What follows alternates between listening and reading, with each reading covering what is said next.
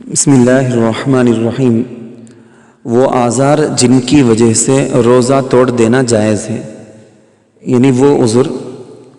وہ باتیں جن کے پیش آنے کی وجہ سے روزے دار روزے کو توڑ سکتے ہیں، ان کو توڑ دینا جائز ہوتا ہے، کوئی گناہ نہیں ہوتا۔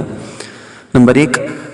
جان کا خطرہ یا بیماری بہت بڑھ جانے کا اندیشہ ہو۔ اچانک روزے دار ایسا بیمار پڑ جائے کہ اگر روزہ نہیں توڑے گا تو جان خطرے میں ہو جائے گی، یا روزہ نہیں توڑے گا تو بیماری جو ہے وہ بڑھ جائے گی، تو ایسے آدمی کے لیے اپنے روزے کو توڑ دینا بہتر ہے، اور اس پر کوئی گناہ نہیں ہوگا، یہ جائز بھی ہے۔ نمبر 2، حاملہ عورت اپنی جان یا بچے کی جان کا اندیشہ کرے۔ حاملہ عورت کو کوئی ایسی بات پیش آ گئی، حمل والی عورت،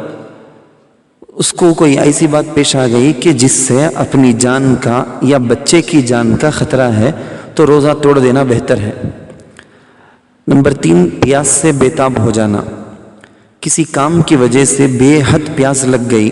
اور اتنا بے تاب ہو گیا، پریشان ہو گیا کہ اب جان کا خوف ہے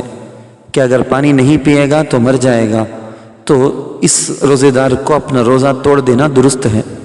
لیکن اگر خود قصداً اس نے اتنا کام کیا، یعنی ایسا کام جس سے پیاس لگی ہے، وہ کام جان بوجھ کر ایسا ہوگا بول کے معلوم ہے، پھر بھی وہ کیا، جس کی وجہ سے ایسی حالت ہو گئی، تو یہ آدمی ایسا کرنے کی وجہ سے ساتھ میں گنہگار بھی ہوگا۔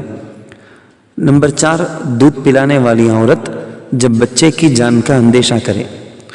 اگر عورت دودھ پلانے والی ہے، اس کو یہ ڈر ہے کہ روزہ رکھنے کی وجہ سے یہ روزہ رکھے گی تو دودھ پینے والے بچے کو دودھ نہیں اترے گا، وہ دودھ بچے کو پلا نہیں پائے گی، دودھ نہیں پیے گا تو بچہ ہلاک ہو جائے گا، یا عورت ضعف کی وجہ سے، کمزوری کی وجہ سے بچے کو دودھ بھی پلاتی ہے اور روزہ بھی رکھی ہوئی ہے، اس کی وجہ سے کمزور ہو جائے گی، اس بات کا اس کو ڈر ہے